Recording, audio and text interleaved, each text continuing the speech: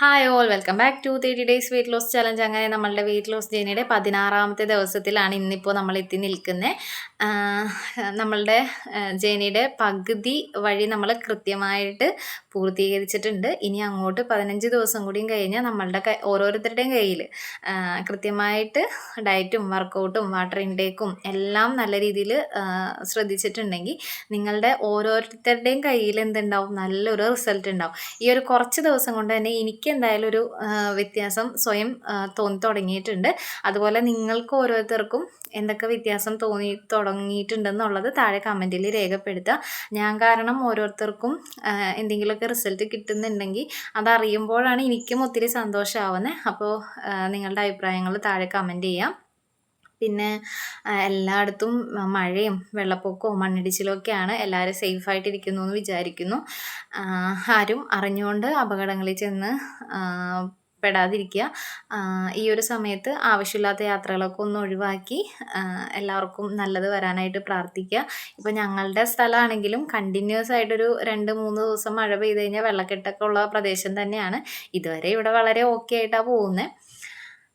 പിന്നെ പറയാനുള്ളത്, ഈ ഒരു മഴ നമ്മൾ ഡയറ്റ് ചെയ്യുന്നവർക്ക് ഒത്തിരി ബുദ്ധിമുട്ടുണ്ടാക്കുന്നുണ്ട്. മഴക്കാലം ആവുമ്പോൾ ചായ കുടിക്കാനുള്ള ടെൻഡൻസി, വീട്ടിൽ വൈകുന്നേരം ഓരോരുത്തർ ചായ കുടിക്കുമ്പോഴും കുറിക്കുമ്പോഴൊക്കെ നമ്മളുടെ കൺട്രോൾ പോകാനുള്ള സാഹചര്യങ്ങളൊക്കെ ഉണ്ട്. അപ്പോൾ അതൊന്നും ആരും മൈൻഡ് ആക്കണ്ട. നമ്മൾക്ക് വേണ്ടത് നല്ലൊരു ലക്ഷ്യമാണ് നമുക്കുള്ളത്.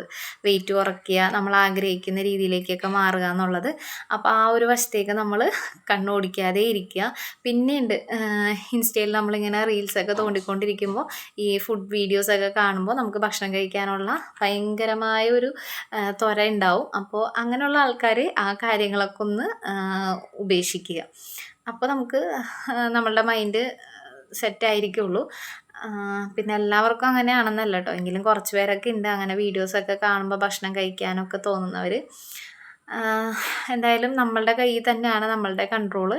നമ്മൾക്കൊരു ലക്ഷ്യമുണ്ട്, എന്താണ്, വെയിറ്റ് കുറയണം, നമ്മൾ ആഗ്രഹിക്കുന്ന ലുക്കിലേക്ക് മാറണമെന്ന്. അപ്പോൾ കുറച്ച് കാര്യങ്ങളൊക്കെ നമ്മൾ അങ്ങോട്ട് മാറ്റി വയ്ക്കുക. ജീവിതകാലം മുഴുവനും നമ്മൾ ഭക്ഷണം കഴിക്കാതിരിക്കാനോ അല്ലെങ്കിൽ എപ്പോഴും ഈ ഒരു രീതി ട്രാക്കിൽ കൂടി പോകാനോ ഒന്നുമല്ല. നമ്മൾ ആഗ്രഹിക്കുന്ന ഒരു റിസൾട്ട് നമ്മൾക്ക് കിട്ടിക്കഴിഞ്ഞിട്ട് പിന്നെ എല്ലാനും ഒരു ലിമിറ്റ് വെച്ച് നമുക്ക് കഴിക്കാൻ പറ്റും. നമ്മളുടെ കുറേ നാളത്തെ അലസത, മടി, പിന്നെ നമ്മളുടെ ശ്രദ്ധയില്ലായ്മയൊക്കെയാണ് നമ്മൾ ഇത്രയും ഓവർ വെയിറ്റ് ആയി പോയത്. എൻ്റെ ഒരു 85 കിലോന്ന് ഇത്രയും വെയിറ്റ് ഞാൻ കുറച്ചെടുത്തത് എൻ്റെ ഉള്ളിലുള്ളൊരു തീ തന്നെയാണ്. എന്താണ്, എനിക്ക് വെയിറ്റ് കുറക്കണം എന്നുള്ള ഒത്തിരി ആഗ്രഹത്തിലാണ് ഞാൻ ഇതിനു വേണ്ടി ഇറങ്ങി പുറപ്പെട്ടെ. അപ്പോൾ ആ ഒരു റിസൾട്ട് കിട്ടിക്കഴിഞ്ഞാൽ പിന്നെ നമ്മൾ എന്താ പറയുക, എവറസ്റ്റ് കൊടുമുടിയൊക്കെ കീഴടക്കിയ ഒരു ഫീലാണ്. ഒട്ടും നിന്നെ കൊണ്ടൊന്നും കൂട്ടിയാൽ ഒക്കില്ല എന്ന് പറഞ്ഞവരുടെ മുന്നിൽ എന്നെക്കൊണ്ട് അത് പറ്റും എന്നുള്ളത് എനിക്ക് കാണിച്ചു കൊടുക്കാൻ പറ്റിയിട്ടുണ്ടെങ്കിൽ നിങ്ങൾക്ക് ഓരോരുത്തർക്കും പറ്റും ഇതുപോലൊരു റിസൾട്ട് ഉണ്ടാക്കിയെടുക്കാനായിട്ട്. അപ്പോൾ എല്ലാവരും പരിശ്രമിക്കുക, എപ്പോഴും ഹാപ്പി ആയിട്ടിരിക്കുക, പറ്റുന്ന പോലെയൊക്കെ വർക്കൗട്ട് ചെയ്യുക. ഞാനൊരു നല്ല വർക്കൗട്ട് വീഡിയോ ഇടണമെന്ന് വിചാരിച്ചിട്ട് ഇതുവരെ എനിക്ക് പറ്റിയിട്ടില്ല. ഞാൻ അതിന് എല്ലാവരോടും സോറി പറയുകയാണ്. വേറെ ഒന്നുമല്ല, ഞാൻ ഫ്രീ ആവണ സമയത്ത് ഇതേപോലെ വീഡിയോ എടുക്കാൻ പറ്റിയ സാഹചര്യം ആയിരിക്കില്ല, മഴയായിരിക്കും. അപ്പോൾ വെട്ടത്തിൻ്റെ പ്രശ്നവും വീഡിയോ ഒട്ടും ക്ലാരിറ്റി ഇല്ലാത്തതൊക്കെ ആയിട്ടാണ് കിട്ടുന്നത്. അപ്പോൾ അതുകൊണ്ടാണ് അങ്ങനൊരു വീഡിയോ പോസ്റ്റ് ചെയ്യാനായിട്ട് ഒത്തിരി വൈകുന്നത്. ഓൾറെഡി ഞാൻ കഴിഞ്ഞ വീഡിയോയിലൊക്കെ എൻ്റെ പഴയ വർക്കൗട്ട് വീഡിയോ ഞാൻ ഡിസ്ക്രിപ്ഷനിൽ കൊടുത്തിരുന്നു. അപ്പോൾ ഇതിൻ്റെ താഴെയും ഞാനത് ഡിസ്ക്രിപ്ഷനിൽ കൊടുത്തേക്കാം. അത് നോക്കി വർക്കൗട്ട് ചെയ്യുന്നവർക്ക് അങ്ങനെ ചെയ്യാം. എൻ്റെ വർക്കൗട്ട് വീഡിയോ കണ്ട് വർക്കൗട്ട് ചെയ്യുന്നവരാണെങ്കിൽ അത് വർക്കൗട്ട് ചെയ്ത് കഴിഞ്ഞിട്ടുള്ള ഒരു എഫക്റ്റ്, നിങ്ങൾക്ക് അത് ചെയ്യാൻ പറ്റുന്നുണ്ടോ, കംപ്ലീറ്റ് ചെയ്യാൻ പറ്റുന്നുണ്ടോ എന്താണെന്നുള്ളത് കമൻറ്റ് ചെയ്യുക. എന്തായാലും അധികം വൈകാതെ നിങ്ങൾ ആരെയും നിരാശപ്പെടുത്താതെ ഞാൻ നല്ലൊരു വർക്കൗട്ട് വീഡിയോ നിങ്ങളിലേക്ക് എത്തിക്കുന്നതായിരിക്കും. അപ്പോൾ ഇപ്പോൾ ഈ കഴിഞ്ഞ ദിവസത്തെ ഡേ 14, 13, 14, 15 ഈ 3 ദിവസത്തെ ഫുഡ് പ്ലേറ്റ്സ് ഞാൻ ഈ വീഡിയോയിൽ കൊടുത്തേക്കാം. അപ്പോൾ ഈ ഒരു രീതിയിൽ തന്നെ ഇനി അങ്ങോട്ടുള്ള 15 ദിവസങ്ങളും നല്ല രീതിയിൽ മുന്നോട്ട് കൊണ്ടുപോകാം. എല്ലാവരും ഹാപ്പി ആയിട്ടിരിക്കുക. ഡേ 13 ബ്രേക്ക്ഫാസ്റ്റ് റാഗിയുടെ പുട്ട്, പരിപ്പ് കറി, മുട്ടയാണ് എടുത്ത്. ഉച്ചയ്ക്ക് മില്ലറ്റ് റൈസ്, മോര്, പരിപ്പ്, അച്ചിങ്ങ.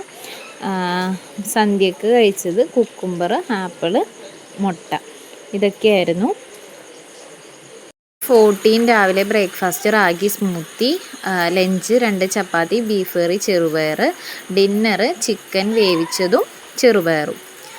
പിന്നെ ഡേ 15 രാവിലെ ഞാൻ ഒന്നും ഉണ്ടാക്കിയില്ല, മുട്ട പുഴുങ്ങിയതും മധുരക്കിഴങ്ങാണ് കഴിച്ചത്. ഉച്ചയ്ക്ക് 2 ചപ്പാത്തി, പയർ, കുക്കുംബർ. പിന്നെ സന്ധ്യയായപ്പോൾ കുക്കുംബറും ക്യാരറ്റും തക്കാളിയും ഉപ്പും കുരുമുളക് ഇട്ടതും മുട്ട പുഴുങ്ങിയതാണ് എടുത്തത്.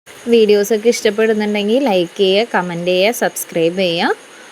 അപ്പോൾ നെക്സ്റ്റ് വീഡിയോയിൽ വീണ്ടും കാണാം. ബൈ.